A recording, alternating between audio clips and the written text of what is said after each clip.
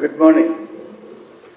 It looks very formal, so I'll say a few words to make a beginning. Otherwise, it should be informal, and we'll keep on chatting about the things that we can do together.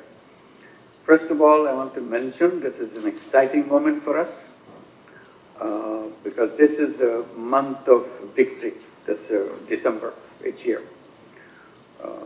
16th of December, when the Pakistani army surrendered. So Bangladesh became an independent country. So we celebrate this whole month on this occasion. The celebration goes on. So this is a wonderful occasion that we get the chance to meet you together, all the EU ambassadors, both who are here, based here, or those who are in Delhi. This is a very special occasion for all of us to have you together.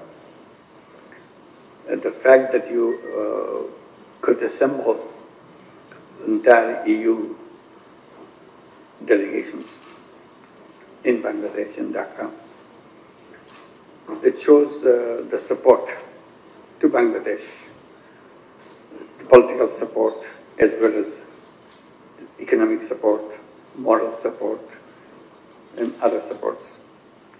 So this is something very rejuvenating for us, emerging out of a terrible situation that we had only hardly 4 months back, where students were killed in a large number, and in a point-blank way, almost. And that mobilized the whole nation together to bring down the previous government, where the Prime Minister of the previous government fled the country. And the student and people's uprising took place and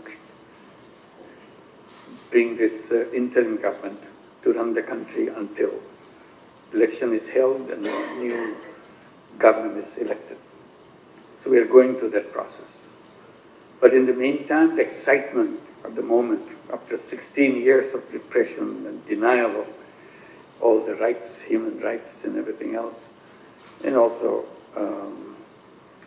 forced disappearances, very painful stories one after another, bringing the whole economy in a situation where it's almost collapsing. Banking system hardly functions. We appointed a white paper committee to kind of document what the interim government inherited from all this as an economy, as obligations, and so on. And they just submitted that report. I hope you had a copy of that. Yeah, and have a copy of that. So you see in the documentation how things were at that moment. Is unbelievable kind of thing that the report says. Billions of dollars worth of money has been siphoned off from the country each year. And country is left with a devastated economy, devastated banking system, devastated condition of foreign exchange, and so on. So these are documented so that we don't have to speculate about it. And now we can go back into the numbers and see which was tally with each other. And our efforts were just from day one is to bring order into the system, the economic system and so on. To see if we can take care of our obligations, international obligations, payment obligations and so on. And also see if our banking system can put in action again back into the order. There are strict rules were formulated so that banks come in to follow certain rules, and that meant depositors couldn't withdraw the money they wanted to get back from their own deposits. That made them very unhappy that we can't take the money out. The governor of the central bank was trying to see, I'm trying to keep all the banks alive so they don't have to shut down any bank. So that will create some hardships, hopefully temporary, he said. But luckily that temporary period is over. Now, from this month is almost done that you can withdraw your money as you wish. So that's an improvement that you can do this. Still, we have not shut down any bank because that may create another chain effect in the whole banking system. So the banks are functioning. Our foreign exchange reserves is increasing, luckily, and we are making payments. So that's the kind of transformation that took place. The reason I was mentioning the initial condition is started in a kind of a situation of total devastation, both in financial terms and also in human terms, also in law and order terms. Many were speculating that there will be a lot of bloodshed, right? Immediately after the Prime Minister fled, there will be reprisals attack in a massive way. A huge number of people will be killed and so on. Luckily, that has not happened. But we hear that some random cases of attacks, particularly to minority communities, and we wanted to make sure that we identify them and make sure they're safe, whoever the families and so on. So that was our initial efforts. And the law and order situation went down because these are the police who the other day was killing everybody, the kids. And these are the kids from the same city. So it's not some police coming from another city killing them. It's the same police, same city, same people. They know the neighbors. So the police were afraid to go on the street because people were very angry at them. So it took time to put a police force on the street so that they can carry on the law and order responsibilities and so on. Today, I would say after 4 months, I think some order has been put in the police force, that they are taking orders and going back to their work. So discipline has come back. So that's an improvement over four months. And then we started talking to our partners like yourself in the European Union and so on, to see how to revisit all the deals we had in the past and all the agreements that we had in the past, how to make sure that we get a support, financial and economic support to make the economy run again, start functioning again. And in other sectors, in social sectors and so on, technology sectors, how to make things happen. Immediately after we came to the government, the United Nations General Assembly took place. We came in August, it was in September, so next month. And I had a chance to meet many heads of governments and also ministers, officials during that. And I saw lots of warm feeling from Bangladesh. That made us feel very happy because we didn't know how the international community felt about the whole thing. So that reassured us and encouraged us. And one of the most striking contact that we had was with Her Excellency Ursula von der Leyen. She was very warm and had a lot of discussions, explained everything what's happened. The message she gave me that we'll be with you, and she said we are familiar with what you are going through in terms of corruption, because I was highlighting the corruption part of it, and also in terms of renewable energy. These are the two issues she picked up immediately. She said we know about corruption because when we started the European Union, many of our countries were not as clean as you would like to have.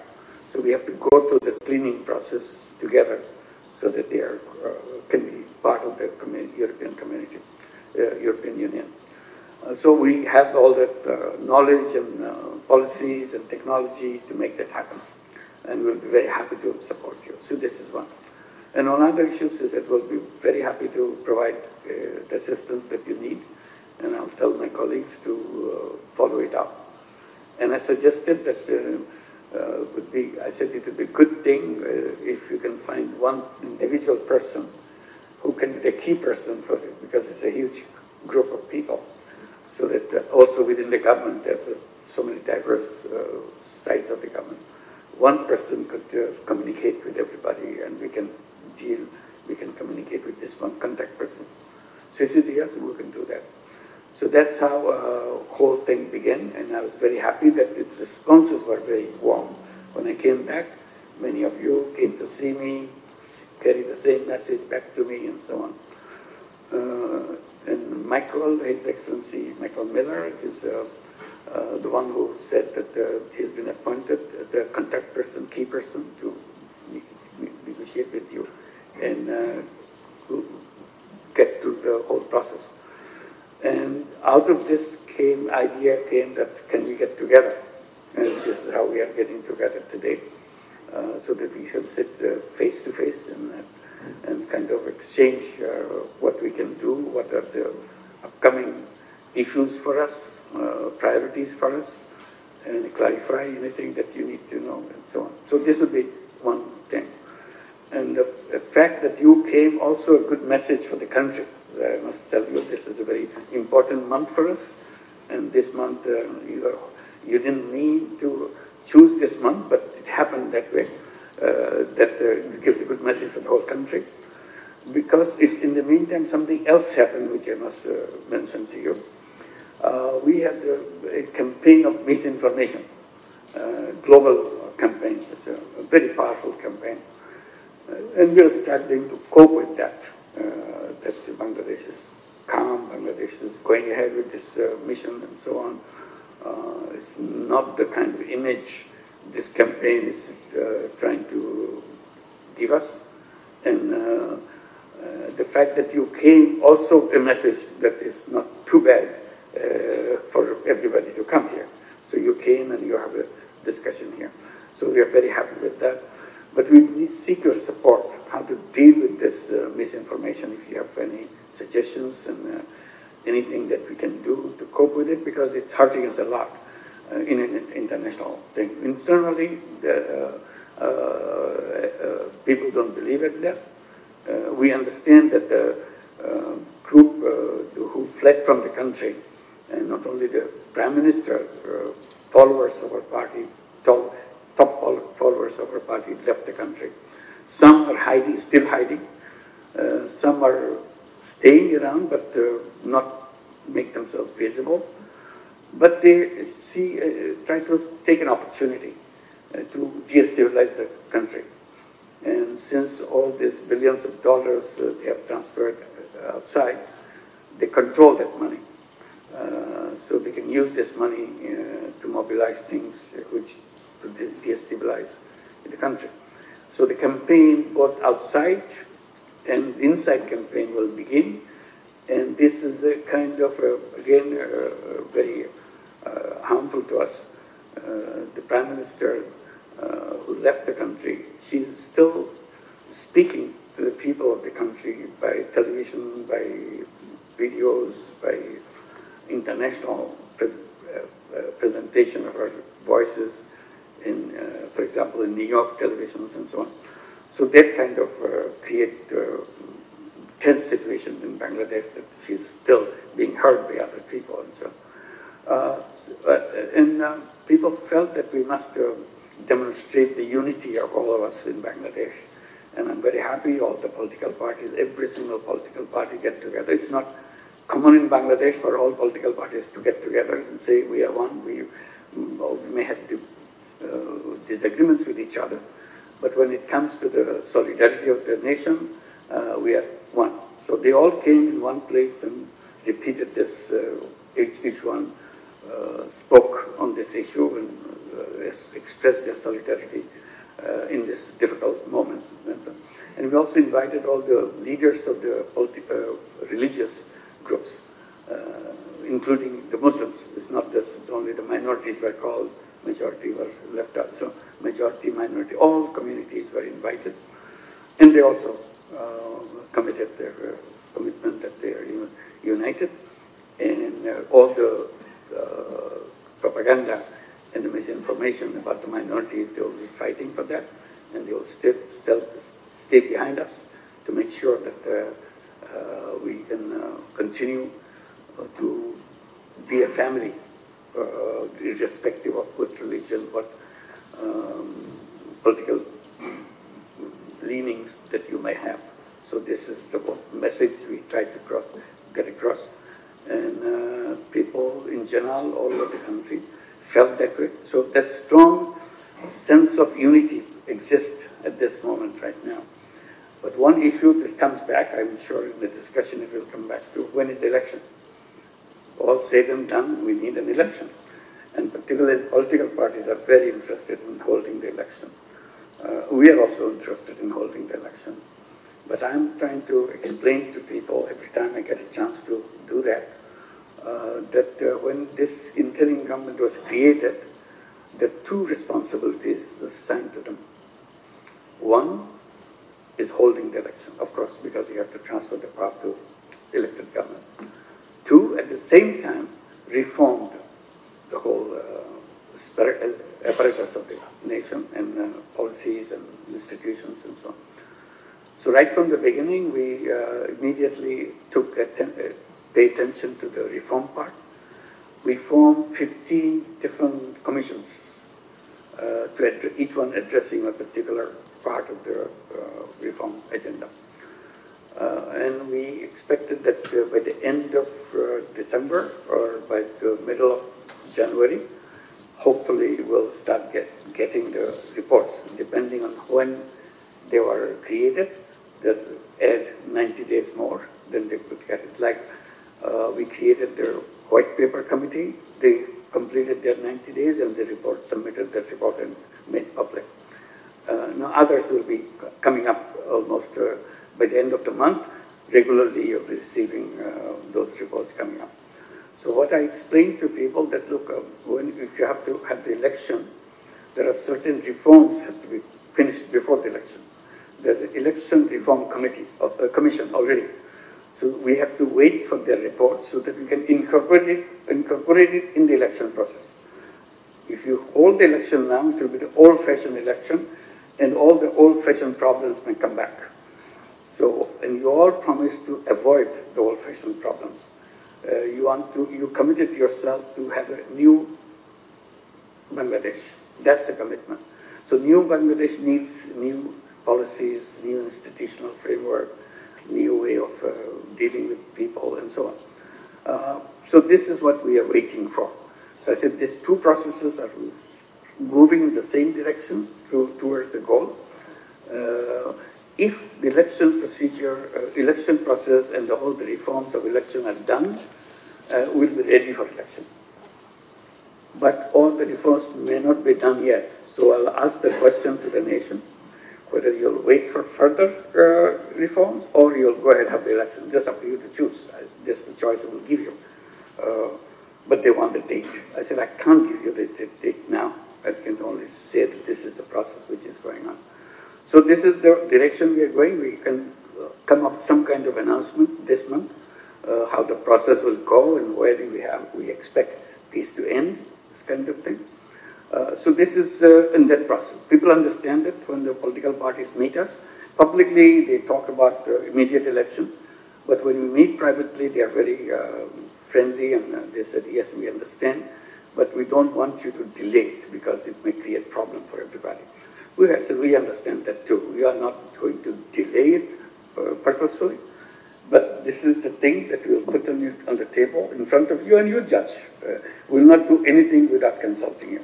So this is our task. We are not somebody impose anything on you. That's not us. What you will guide us, we'll go accordingly, but we'll tell you what you want. So sometimes we feel that politicians are, I wouldn't say all politicians, but some political parties, eager to have the election without reform. That's the kind of tension creates that the broad population wants the reform, and the students who give their lives, they very much want the reforms to be done. So we are kind of a situation where we have to bring all these ideas together and create a consensus for that. So see that it's acceptable, although we are not terribly happy, but it's acceptable, but you sacrifice something, gain something, something like that. So we are entering that phase now also to do that. So this is just to give you the background of the election part of it, political part of it. Definitely, we are moving in that direction, and very steadily we are moving into it, and we keep in track with all the political parties. The interim government has a regular feature of discussing with the political parties. People are assigned to contact them, and we brief them from our side, they brief us from their side. So we try to combine both sides and see it doesn't, some point it doesn't explode somewhere. That's what we don't want. This is not the government which can head for any explosion in the country. So our job is to keep the cool and make this election process go and happy ending, so that everybody is happy with the election process and so on. There are problems on the election. We are probably familiar with that. For 3 consecutive elections, people really didn't vote. So the whole apparatus of the election procedure is totally collapsed. So voter list and young people who became first-time voters, for example, never could vote. And for 3 consecutive ones, they couldn't vote, the first group of people. The second group of people who will be becoming the first-time voters this time, they couldn't vote either, so we are adding to that. Third-time voters, they couldn't vote either. So there's a whole group of generation of young people who have not gone to the polling booth and cast their votes. They're all excited to vote for the first time in their life and see how it feels like to vote. This is one, in how to make this electoral rolls, electoral voter list, make sure everybody's included. They are not excluded, because voter list and so on was not done in a proper way, because they were not having an election in a proper way either, so they didn't mind that. So we want to make sure everything is properly done. And then we made a promise during the entire period, not us, all of us combined, promises that the overseas Bangladeshis will also be allowed to participate in the election, which they were never done before. It was a very dear kind of wish for the overseas Bangladeshis that for the first time will be able to vote.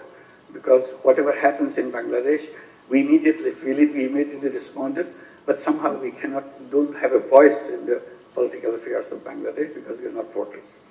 So this we promised that this time we'll do that. So that will need another kind of extension of the voter list and so on. So make that happen. So these are the things, but we are not saying this is an impossible task. We're saying this is a little time consuming. But we don't want to consume so much time that people get so impatient they don't want any reform, just have hold the election, get it out. We want to not to get to that. So this is the situation. We want to make sure that the human rights are established for everybody, including all the minority communities and all other communities. This is our #1 priority for the government, because this government is composed of very interesting people, the advisors. Some of them were the activists and human rights activists, spent time in jail for his activism and so on.